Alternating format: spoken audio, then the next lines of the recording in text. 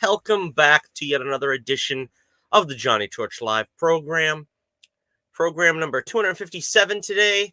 We're bringing you Torch News Roundup number 212. And welcome in to a somewhat later edition today, a little bit later than usual. Had a lot of stuff going on. Boy, I'm getting worn out. I don't mind telling you. I feel like I wrenched my shoulder out of joint or something. I'm working on the book tirelessly,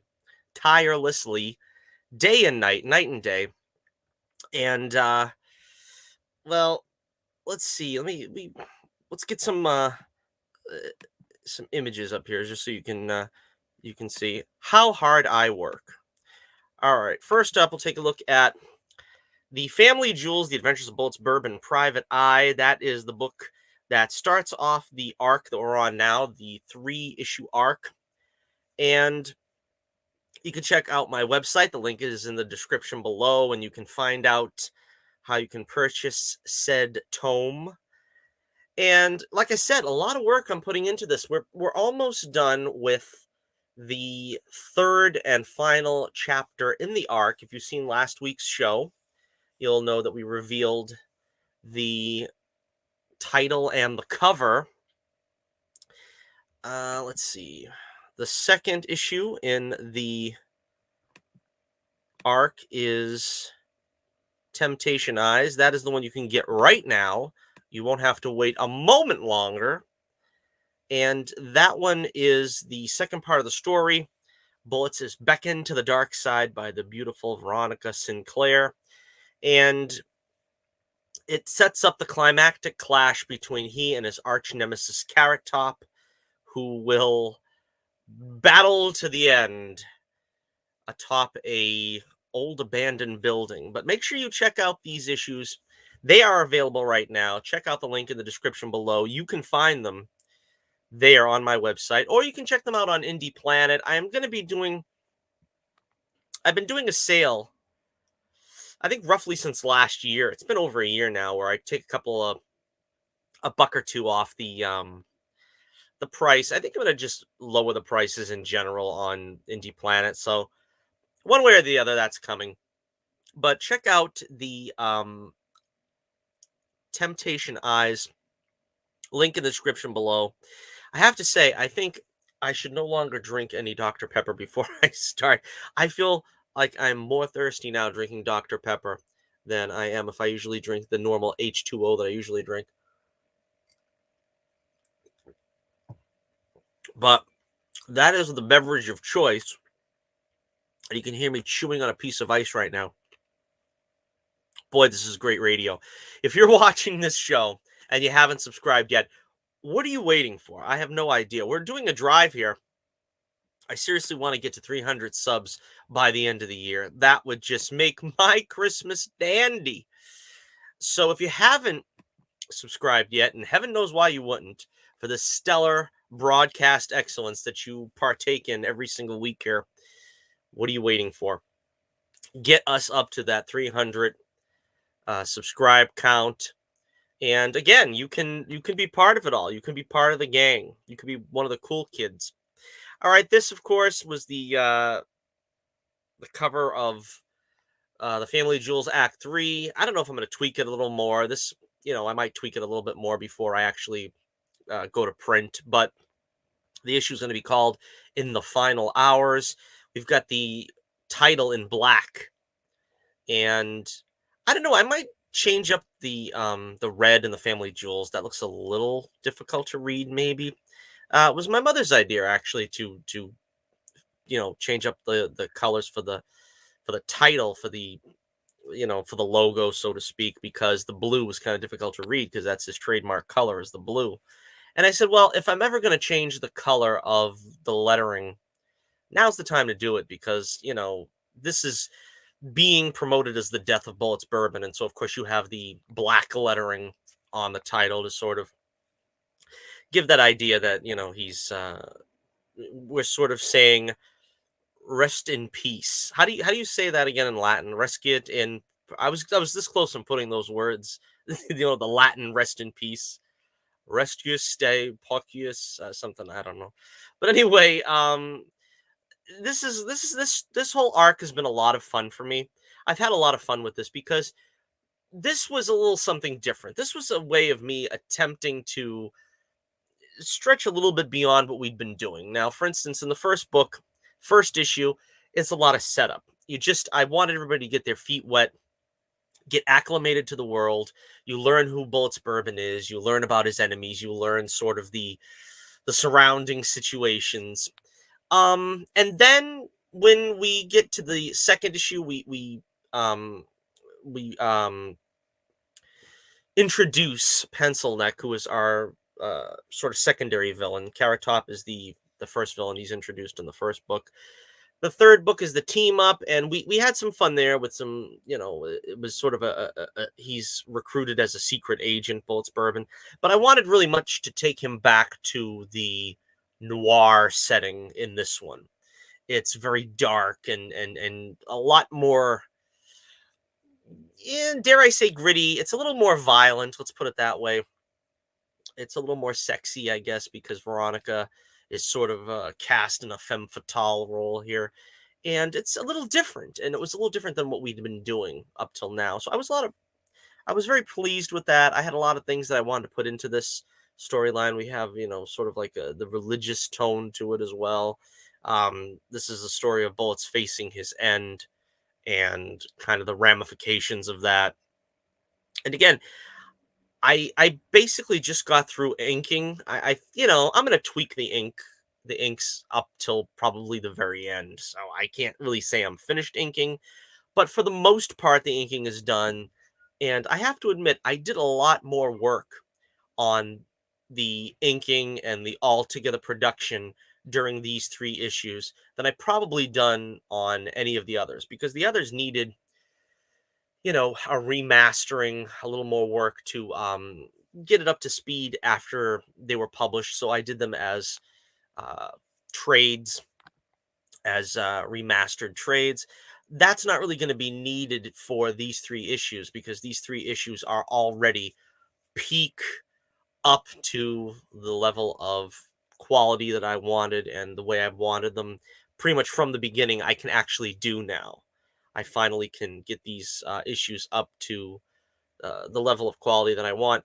And of course, I'm working very hard to see if I can get this one out by the end of the year. No promises on that.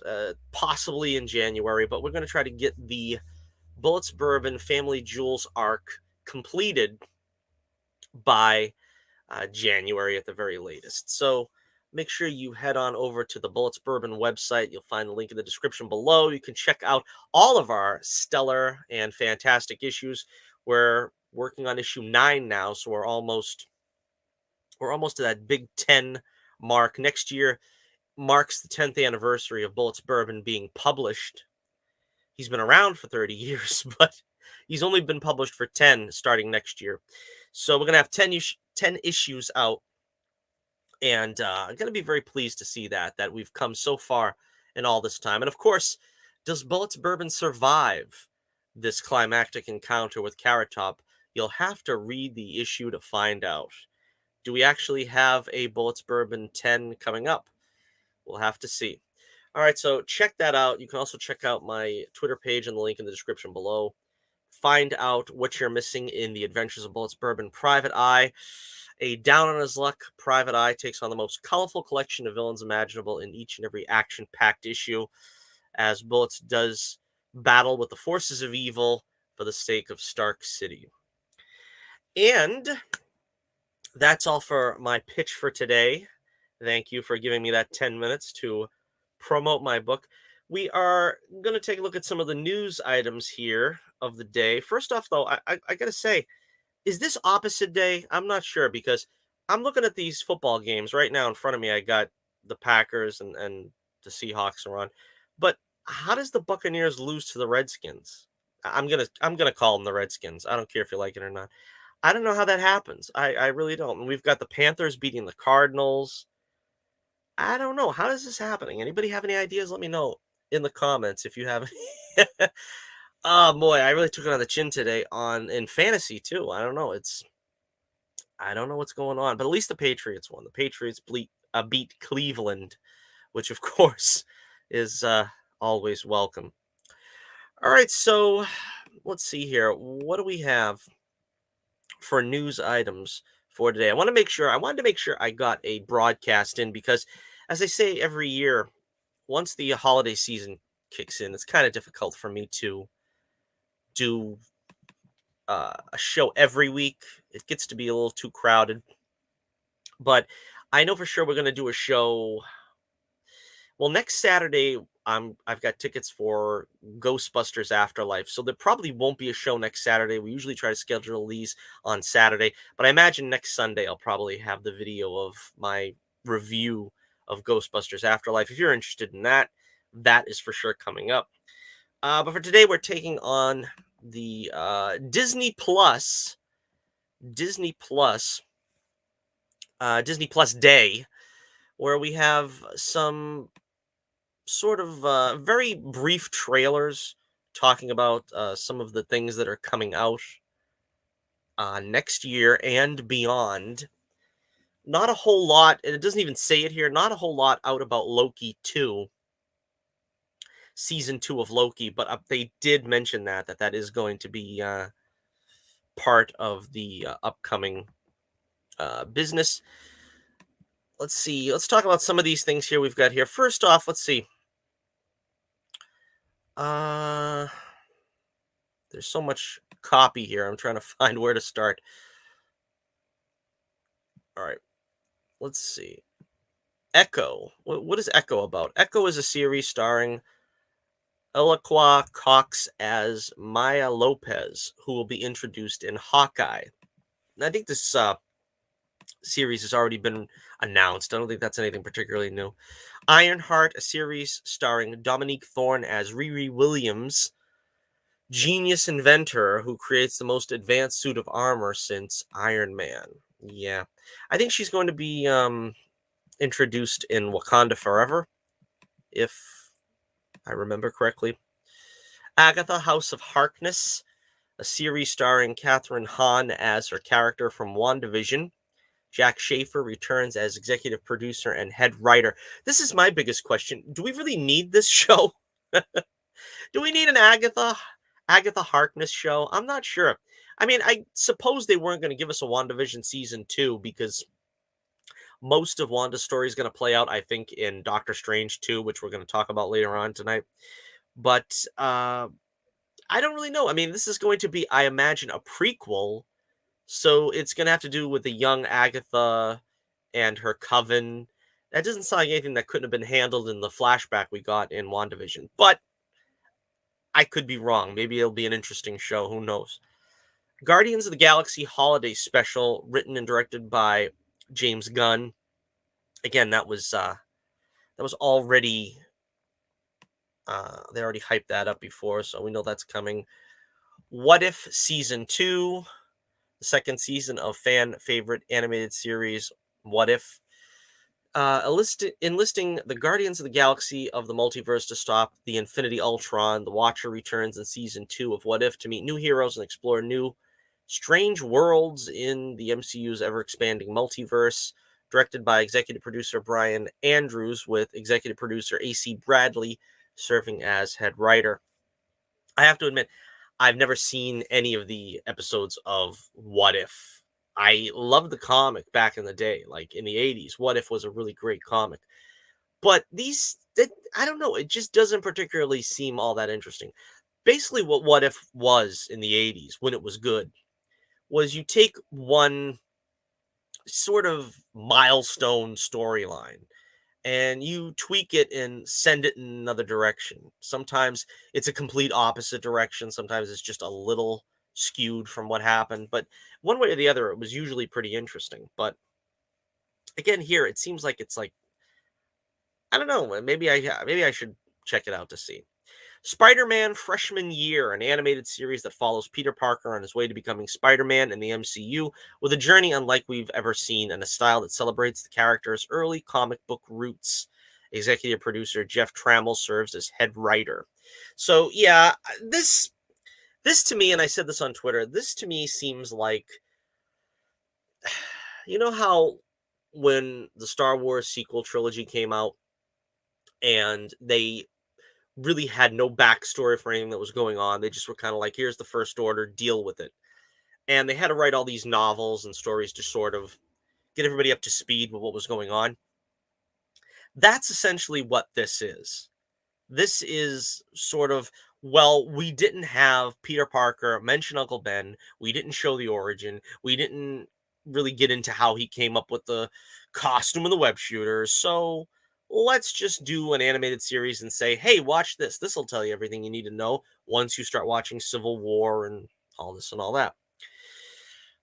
Too little too late, I'm afraid. These are things that were so important to the Spider-Man mythos that they needed to be included in the MCU proper. You don't put them in an animated prequel. Anything you had to say at least by Homecoming. In Homecoming, you should have done the origin flashback, or at least evoke Uncle Ben a little more than just an offhanded, nameless comment or initials on a suitcase or whatever the heck they did. Anyway, I could go on. I Am Groot, a series of original shorts exploring baby Groot's glory days growing up and getting into trouble among the stars, directed by executive producer Kristen Lepore. I don't know. I guess that's cute, I guess. I don't know. Marvel Zombies, an animated series from Marvel Studios that reimagines the Marvel Universe as a new generation of heroes battle against an ever-spreading zombie scourge. Directed by executive producer Brian Andrews. That man is going to be busy, I suppose. So that is all the, uh, you know, all the news that's fit to print. Let's see. I don't see anything about. Oh yeah, here it is. Okay. Well, we've got a special title for this, so let's pick this one up. Alrighty. Secret Invasion. As you well know from seeing the end of Captain Marvel, Samuel Jackson's Nick Fury was actually a Skrull, I think, at that point, which is kind of interesting. I didn't really like going in that direction, but I guess it leads into one of these actual storylines from the comics, so it had to happen at some point, I suppose. Why it's happening in a TV series is also kind of strange. Maybe this is a way of giving Samuel L. Jackson his own vehicle without just doing a movie. I don't know. I think this will probably set up things further down the line with Avengers at some point. But the copy, let's get to that. A series starring Samuel L. Jackson. This dude never ages, does he? He looks like he just got off the set of The Phantom Menace like 25 years ago or whatever. Samuel L. Jackson returns as Nick Fury and Ben Mendelsohn as the Skrull Talos. I love me some Ben Mendelsohn. I got to admit, I to be honest with you, Talos wasn't a very interesting character to me. I mean, I like Ben Mendelsohn. I like to see him do something interesting, and Talos kind of really wasn't that. But we'll see. These characters first met in Captain Marvel. The crossover comic event series showcases a faction of shape-shifting Skrulls who have been infiltrating Earth for years. And I think a lot of people are hoping that this might have something to do with Spider-Woman. I don't know, because Spider-Woman is currently being taken over by Sony, right? I think Sony owns the trademark on Spider-Woman. And we haven't heard much about Spider-Woman. I know that they have a movie in the works. Who's the one that was directing that? Olivia Wilde, right? I think Olivia Wilde is directing that. I hope she stars in it, although I won't hold my breath. But again, this is pretty interesting, I suppose, because I think Spider-Woman factored heavily into that storyline in the comics. I don't know. I really didn't read it, but there you go. All right, let's get into a little more detail about some of these other more name shows here. For instance, we have Moon Knight. Moon Knight, yeah, you know Moon Knight. All the kids love Moon Knight. All right, so this is Oscar Isaac, and this is sort of a collage of the stuff they showed about Moon Knight. Let's see.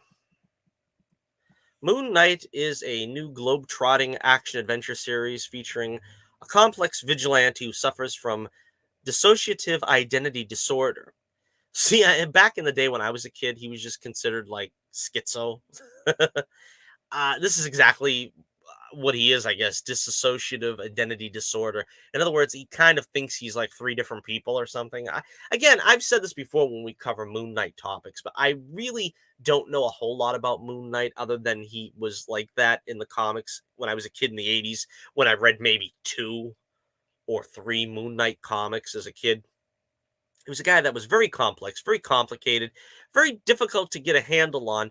But I suppose that's not a bad thing that with the series, they'll be able to sort of distill whatever it is, 40 years maybe of Moon Knight lore down to something palatable, I suppose. But the multiple identities who live inside him find themselves thrust into a deadly war of the gods against the backdrop of modern and ancient Egypt. Moon Knight is directed by executive producer Moab Diab. Jeremy Slater is head writer, and the series is coming to Disney Plus in 2022. So that's coming up next year. We don't get a real good look at the costume. You see him from the back here at the bottom left hand quadrant. You see him jumping over the buildings, which, again, I like, having a Marvel hero that has a cape. We don't have too many of them. And the costume, such as we've seen it, I don't think it's been officially released. We showed the images back when that was leaked. Looks pretty good. It looks very authentic to the classic Moon Knight costume. All right, and let's check out Ms. Marvel. Apparently, Ms. Marvel got pushed back. I'm not sure if it says in the copy at what point it got pushed back to. Yeah, here it is. Okay. Ms. Marvel introduces Kamala Khan, a 16-year-old Pakistani American from Jersey City, an aspiring artist, an avid gamer, and a ferocious fan fiction scribe. She is a huge fan of the Avengers, and one in particular, Captain Marvel. But Kamala has always struggled to find her place in the world. I have a feeling, just by that one sentence, that means this is going to be somewhat heavy handed. Somewhat. Possibly. Maybe. I don't know. That is until she gets superpowers like the hero she's always looked up to. Ayman Vellani stars as Kamala Khan, aka Ms. Marvel. The series is directed by executive producers Adil Al Arbi and Bilal Fallah. Mara, uh, Mira Menon and Sharmeen Obaid Chinoy. I hope I have not butchered those names, but I am pretty sure I did. The executive producer, Bishka K. Ali, serving as head writer.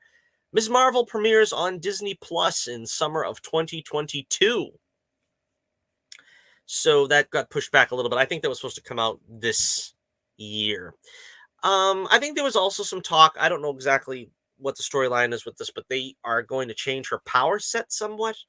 I guess she has the powers of Reed Richards, and they're thinking that they don't want to really, because there's a Fantastic Four movie looming probably pretty close. They don't want to have two heroes coming out relatively in the same time span with the same powers. I mean, basically, all I ever see in the comics of Ms. Marvel is her with these huge hands, which is pretty comical and ridiculous looking.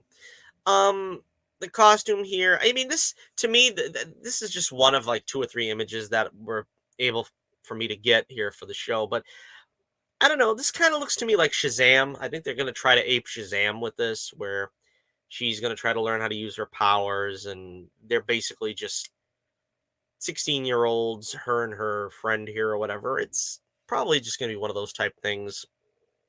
Probably not unlike Shazam. Uh, but again, I don't know. I'm not wildly interested in the concept of Ms. Marvel, but who knows? Probably we'll check it out at some point. All right, and finally, I think this is the final one we've got here in this segment. We've got She-Hulk, and I have mixed feelings about this, but I like this. I like this. If you're a fan of the '70s Incredible Hulk, you have to recognize this immediately. I think is that really is that the Bruce Banner actor Mark? Why is my mind going blank here all of a sudden? But I think that's the actor, isn't that him? And he's just dressed as Bill Bixby, standing on the set here. And I'm guessing this is her doing a commercial for her law firm because she does the famous line, "Don't make me angry. You wouldn't like me when I'm angry," from the Bill Bixby '70s show, The Incredible Hulk. I don't know. I guess this is probably going to be semi-comical. This this series. I think also with I didn't save an image of it, but you get the logo card there. It says She-Hulk, looking very much like Moonlighting. If any of you are old enough to remember that show, it looks something like that, and I have a feeling that's kind of the tone they're going for with this, where it's not going to be a complete comedy, but it's still going to be uh, somewhat tongue in cheek, like that show was. This again, I wasn't too crazy about this either. We got Smart Hulk still, Professor Hulk, whatever the heck they call him. I don't know. I don't like this character. I don't like this version of the Hulk. And one of the things that was great about the Hulk in the She-Hulk origin is I think he was still Savage Hulk. And y- I think they're going to bypass that whole thing with She-Hulk being, with her powers being difficult to contain and this and that. I've said this before many times. My favorite version of the She-Hulk was that original run of the She-Hulk in the early '80s when it was the Savage She-Hulk and she was still trying to get a handle on her powers and so forth. And I know that went out pretty fast. I think also this is pretty interesting. This it also evokes the '70s Hulk TV show where you had him in that big casing chamber or whatever you call it, where he basically trashed it in order to get out. I mean, maybe that's what's going to happen here too. But again, I just was hoping they were going to bypass all this and they were going to go straight to the Savage Hulk again. I don't know. Abomination, I think, is rumored to be in this. And I really was hoping there would be another Savage Hulk and Abomination showdown. I know, of course, this is the She-Hulk show, but I was hoping for at least maybe a little something to you know, to sort of scratch that Hulk itch that it's impossible to scratch for some reason when they do not want to make a Hulk movie, a solo Hulk movie. And they've progressively made his character worse over the past couple of years. All right, here's a glimpse of the She-Hulk. They don't show her face in any of this. Again, this is something else I'm not crazy about. I never really liked the John Byrne version of She-Hulk, where I've typically referred to her as the Green Jane Mansfield. Again, that's just a personal taste issue for me. Like I said, I liked the Savage She-Hulk. I liked her being a little more wild and unkempt in sort of true Hulk fashion.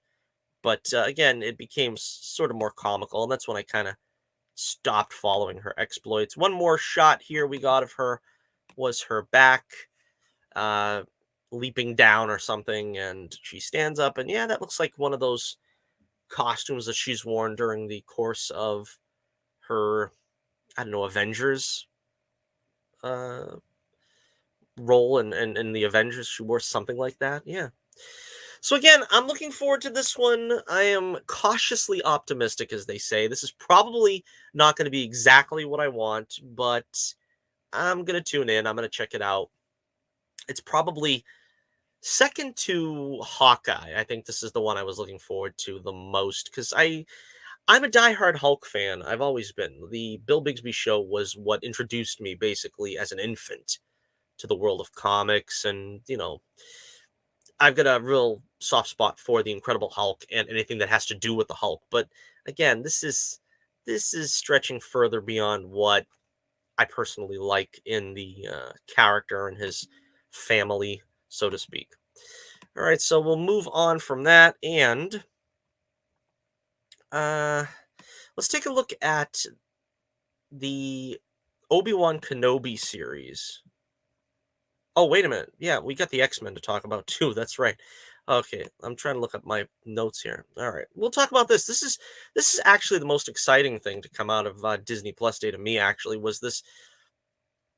Di- uh, yeah, X-Men '97 is what this is being called. Now, I don't know about this because I remember the ending of the series was kind of lackluster, and I probably haven't seen it since '97. The ending because they really never showed the reruns on Fox Kids.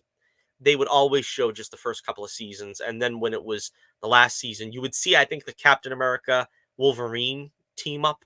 That was like the highlight of that season, and that was the only one they would show over and over again.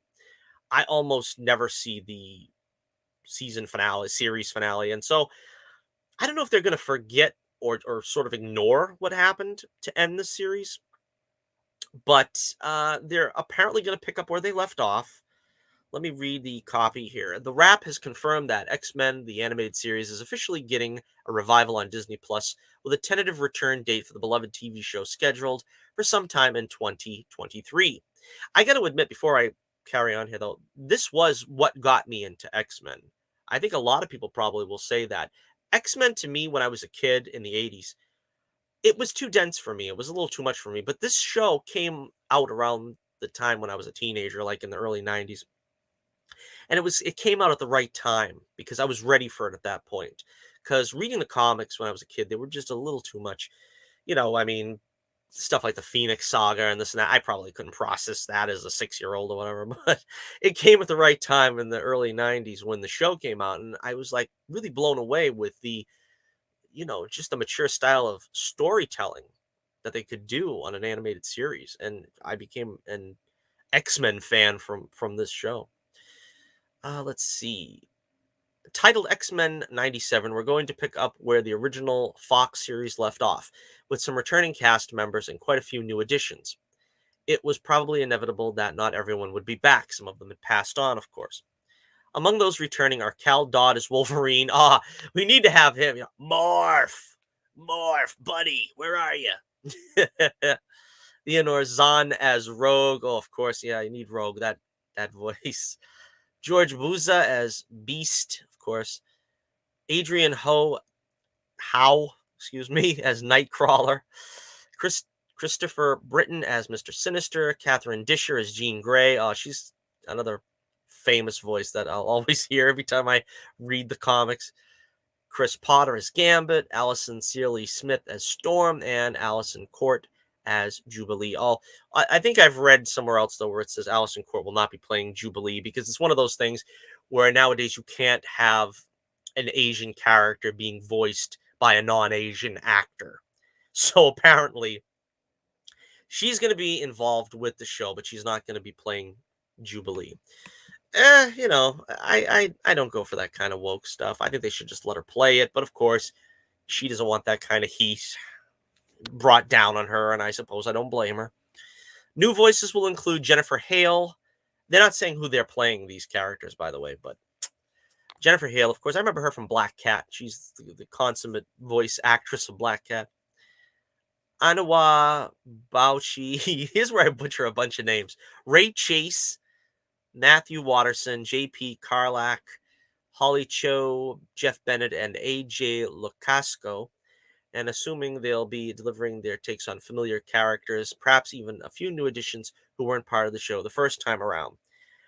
Bo DeMeo will serve as head writer and executive producer on X-Men '97, while Jake Castanoria and Charlie Feldman have been tapped as supervising director and supervising producer, respectively. Now, I've got to admit, I heard Eric July talking about this on his show a day or two ago, and he was basically saying don't get too excited about this because the original director and producer are getting, you know, they're getting supervisor credit. That's not really a great thing when you get supervisor credit because, you know, Stan Lee supervised a lot of shows and he never had any input in what was going on. As an executive consultant or a supervisor, it's just a glorified term meaning that we've got you on board, you know? So, I mean, what to expect from this show? Will it really pick up where it left off, or is it going to be sort of the wokeizing of the X-Men 90s animated series?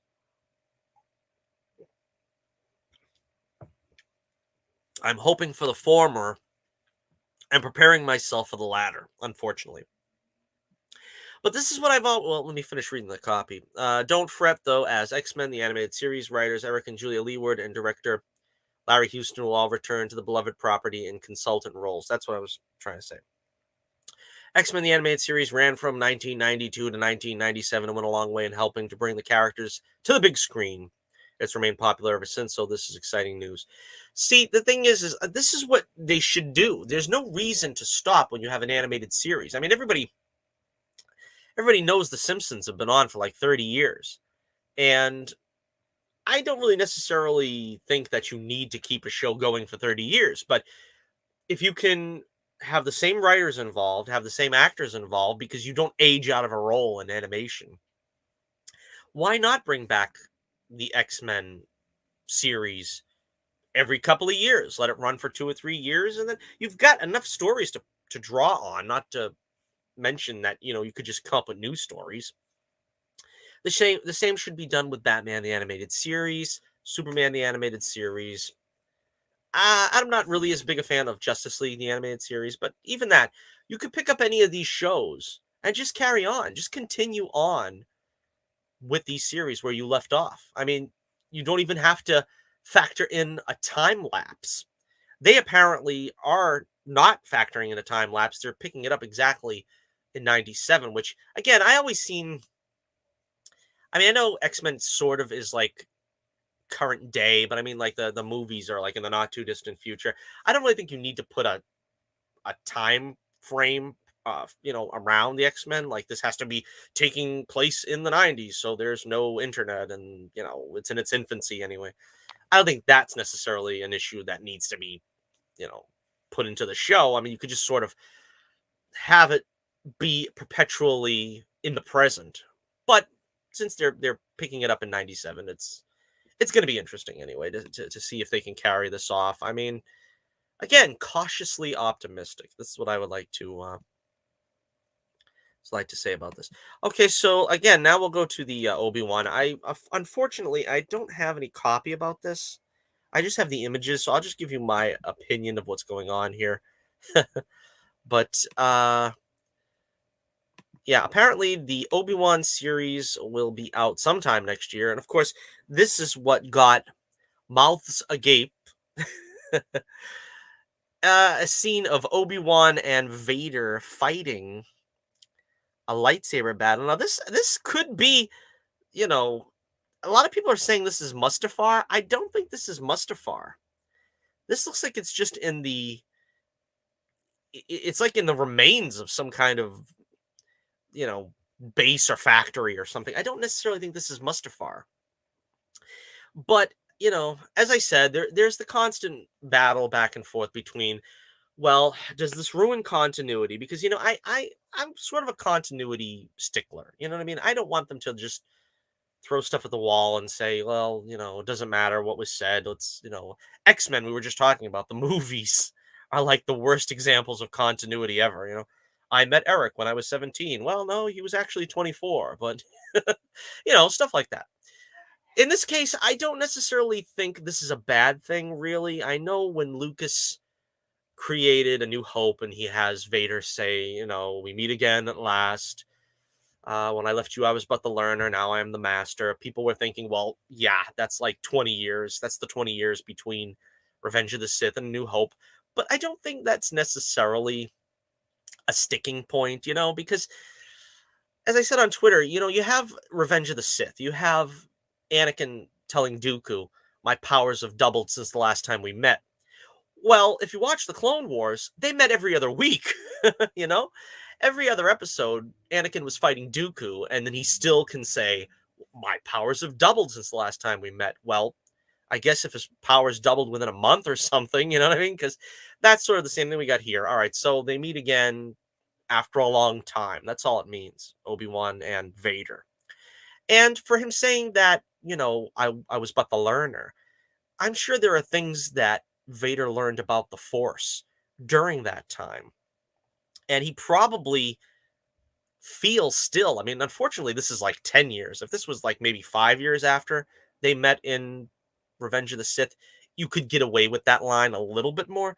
But I do think that probably they're going to fall back on Vader is learning some new tricks about the dark side. And the Emperor is potentially teaching some stuff to him that might come to play in the actual series.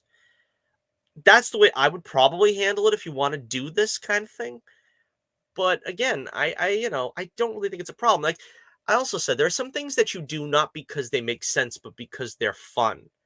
I think what did fans want to see? Fans want to see a lot of Vader. They want to see Obi-Wan in action with a lightsaber. You don't have a lot of leeway where Lucas left Obi-Wan in between Revenge and A New Hope. He's basically there for 20 years to watch over a child Luke, and his horizons don't really extend beyond the cantina, which at least it seemed to me anyway that he had been there a couple of times, which I'd be very surprised if it doesn't factor into this show. But you know, you really want to see that for a 6 episode series, or if this gets a couple of seasons, as we probably think it will, that's not anywhere for you to go creatively. So I think you got to think out of the box. You got to do a couple of things that doesn't has been known to stretch the truth, right? Uh, been entirely honest with a lot of his descriptions of his past. So you could factor that in. And like I said, some things you do just for fun. Like in Revenge of the Sith, when Yoda fights Darth Sidious, I didn't think we'd ever get Yoda versus the Emperor when I was a kid. I always wanted to see that. And opening night, when I seen Revenge of the Sith, I was blown away that we actually got that. But did we need it? Did we really need it? Did the storyline demand that they fight, that they face each other, that they even meet each other after he becomes the Emperor? No, there's no real story obligations to that. But it's cool. And Lucas obviously realized, hey, this is sort of the, probably for him, the only opportunity to show Yoda versus Sidious. So let's do it. And I think it's the same thing here where it's like, this is just cool. People just want to see Obi-Wan fight Vader. You can't do it every week like they did in Clone Wars with Dooku and Anakin. But if you do it once in between the 20 years, it's possible. I think you can get it. You can get away with it. Again, Hayden Christensen coming back as Darth Vader.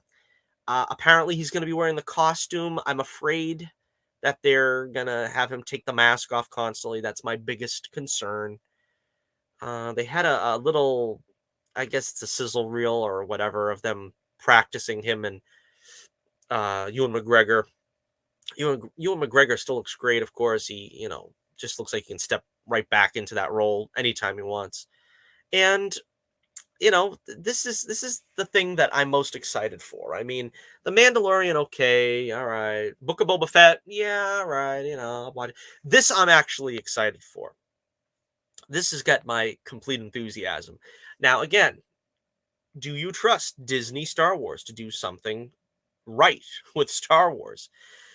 I don't know. I mean, The Mandalorian has been pretty much successful. I mean, I think across the board fans like it. I just recently this past year watched both seasons and I love it. It's not too far off the reservation to think that it's within their power to bring in a good Obi-Wan series. I think so. I think they can do it. Let's hope, by the way. I don't have too many images. I didn't get all the I don't know, it looks like maybe Hoth. It looked like the Rebel base at Hoth. I'm not sure. There was a couple of images, but this one brought back memories of him riding the OP, I think that's called. And uh, it looks like in the back there you can see he's got a gaffy stick, probably from fighting with Tusken Raiders. And he's still on Tatooine. I guess this OP lasted a long time for him. 10 years. I didn't see it. Looking a little more grizzled here, looking a little more world weary. And of course, I want to see him still wear the Obi-Wan garb because it would feel kind of strange if he wasn't wearing that on Tatooine. I mean, maybe if he leaves the planet for whatever reason temporarily, he has to be called away. Then he can get into a disguise or something. But to walk around without the Jedi robes just feels wrong. And well, last but not least, I really hope that they are going to involve Ian McDermott as the Emperor, and maybe to a slightly lesser extent Frank Oz as Yoda. Again, I'm not sure if they're going to involve Qui Gon Jinn. Liam Neeson, kind of cagey with his participating in the Star Wars universe. If they can't get Qui Gon and Liam back into the story, I would probably hope they could at least get Yoda back for some kind of mental telepathy or whatever communication they could use through the Force. That would be cute. That would be something. All right. So let me know what you think in the comments below. If you have any excitement for Obi-Wan, the series, and or any of the other Disney Plus series, let me know in the comments below. Let me know what you think. Are you excited for these shows? Do you have any hope for them, any optimism? Let me know. All right, let's see. Doctor Strange 2 is having its own issues now. I don't know exactly. The copy, I don't think, is really going to tell us what is the cause of this, but they are going back to formula, as Norman Osborn might say.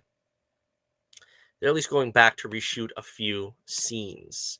The Hollywood Reporter learned that Marvel Studios' highly anticipated Doctor Strange in the Multiverse of Madness is currently undergoing another significant round of filming in Los Angeles, in what is being described as additional photography and reshoots.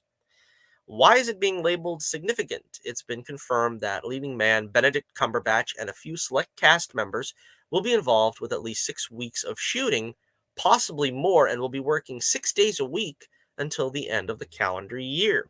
So basically, for the rest of the year, they're going to be working on this film with additional footage. That is something to consider. That's a significant portion, probably, of the film being either redone or added. I I sort of pontificated that maybe they're adding in some scenes of Tobey Maguire's Spider-Man and or Andrew Garfield's Spider-Man, because it's possible that with No Way Home being so successful, they might want to capitalize on that, since Sam Raimi especially is the Spider-Man maven. He's a Spider-Man guru, I guess. I'm sure that he could find something pretty compelling for them to do. Spider-Man trilogy director Sam Raimi remains at the helm of the massive multiversal adventure, with screenwriter Michael Waldron also involved, scripting new material. The crew recently completed additional photography on both Tom Holland's Spider-Man No Way Home and Oscar Isaac's Moon Knight, so they're already quite familiar with how Marvel Studios likes to work, which should make the next month and a half a little less daunting. There's some conflicting reports about the actual severity of the reshoots, with some insiders suggesting that these were always scheduled in advance. Quote unquote, even while in the middle of production, Marvel is scheduling you for more shooting, and that they're not even the biggest round of reshoots the studio has ever pulled off. Quote unquote, we've had bigger reshoots on other MCU movies. However, others are more skeptical about Marvel Studios' claims. They're here until the end of the year. That's like a whole other movie. On the bright side, the reshoots don't seem to be because of anything story-related. About 2 weeks will actually be spent finishing portions that weren't completed during principal photography earlier this year due to actor availability issues, while the remaining portion will be to catch up on everything they had to delay when the film was forced into a lengthy production shutdown in the UK due to the illness that dare not speak its name. The cast and crew remain optimistic, and it's believed that despite everything, it'll still be comfortably ready for its May release date. Plot details are under wraps, but in addition to Cumberbatch reprising his role as the Sorcerer Supreme, the supporting cast will consist of Elizabeth Olsen as the Scarlet Witch, Benedict Wong as Wong, Rachel McAdams as Christine Palmer, Chiwetel Ejiofor as Baron Mordo. I never had a problem saying his name.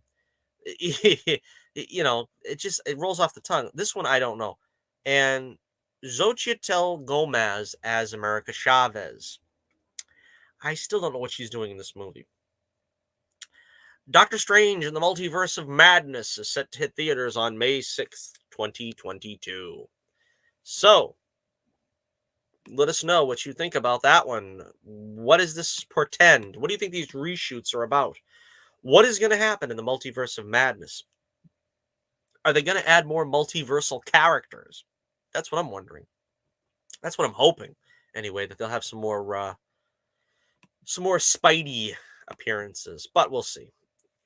From what we hear, this is supposedly going to be a horror movie, which I don't know. I mean, I don't understand exactly what that intends for us, but we'll have to wait and see.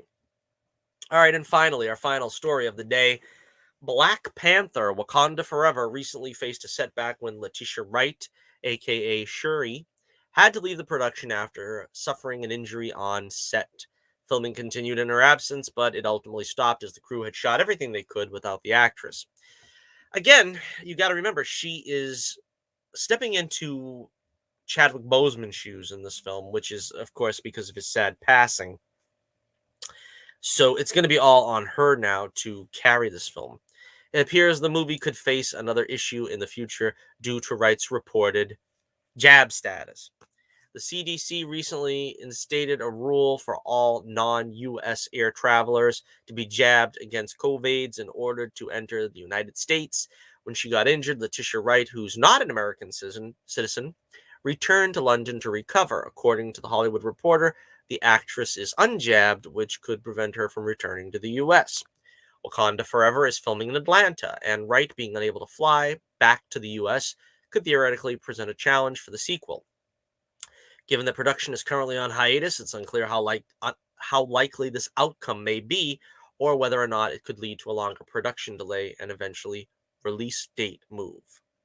When it was first reported that Wakanda Forever would stop filming, it was stated that production was expected to pick up in early 2022, which means that, in theory, Wright could have time to get jabbed. However, the actress has been reported to be against the jab. Wright seemingly shared her views in a controversial tweet in late 2020. Controversial. She's got a mind of her own, and it's controversial. Then in October of this year, The Hollywood Reporter stated she had been sharing anti-jab rhetoric. It's her opinion. What is this rhetoric? On the set of Wakanda Forever. At the time, Wright denied the report, saying, "I honestly assert that the report was completely untrue. Anyone who knows me or has worked with me knows that I work incredibly hard at my craft, and my main focus is always to do work that's impactful and inspiring. That has been and will continue to be my only focus." Now, of course, all the usual suspects took to Twitter to lambaste Letitia Wright, who is a born-again Christian. I believe she's identified herself thusly, which, again, along with Chris Pratt, is the most dangerous thing to be in Hollywood, an out born-again Christian. So apparently her opinion of the jab status is what are having people try to force her out. It's the same thing we just went through. We're talking about football earlier with Aaron Rodgers. The guy's got his own convictions. He's going to do it the way he wants to do it. He's going to handle his health the way he wants to handle it. And he's back a week later, and he's completely healthy, and he's doing his own thing. And the Packers won. They just won a few minutes ago. I just seen it on TV. Again, it's the same thing here, but with these government regulations and everything trying to make things more difficult. It really doesn't even have to be difficult. I mean, with CGI in this day and age, CGI is your friend. All you got to do is have Letitia Wright act in front of a green screen. And basically anything can be done with that. She could be fighting 10,000 bad guys. She could be having a conversation with another character. She could be riding some creature or, mechanical device, whatever. it doesn't make any difference as long as CGI is your friend. Lest people forget, Scarlett Johansson was, well into her pregnancy when she was filming Avengers Age of Ultron, and you would never know it with the finished project. So this is not that big of an issue, but you still have the same SJW idiots on Twitter calling for her to be fired, calling for her to be recast. And I'm pretty sure the movie is nearly completed, so I don't think there's even a possibility of her being recast. But again, this all just goes back to you're not allowed to have your own convictions. Not in Hollywood, not anywhere.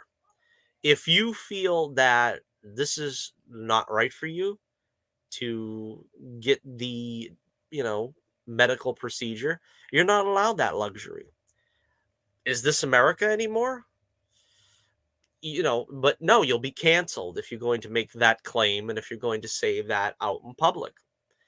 It's a very scary situation to be in, and I think we're all facing that right now. But let's see. For now, we have to wait for more information to know whether or not Wright's reported status will affect Wakanda Forever's production.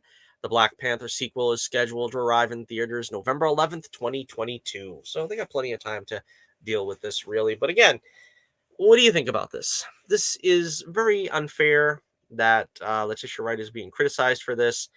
And again, it's basically it's a bullseye because they just don't like conservatives in Hollywood. They don't like Christians in Hollywood. They don't like people who want to deal with their own medical privacy issues, and make their own, have their own convictions and make their own decisions about it. And it's kind of a sad thing to see. And unfortunately, she's having to go through this right now. But we all support her here on the Torch News Roundup. And so that is it for another week, ladies and gentlemen. We've made it through another week. We'll see you back next week at our regularly scheduled time here on the only way to spend your Saturday. Oh, that's right. We're going to be on Sunday next week, probably. I don't know if I'm going to do it live. I might just do a recorded video because we're going to see Ghostbusters Afterlife and we're going to review it. And just in time for Thanksgiving week, you'll have that review. And I'm hoping it's going to be good. I think it will be good from the little bit I've seen in the trailers. I've tried not to see too many of the commercials and things of that nature just to sort of be surprised. But looks like the real deal. I seen Hugh Jackman giving it, 5 stars or what have you on YouTube recently as well. So until next we meet, this is Johnny Torch reminding you once again, keep the flame burning brightly, and I'll be with you again real soon.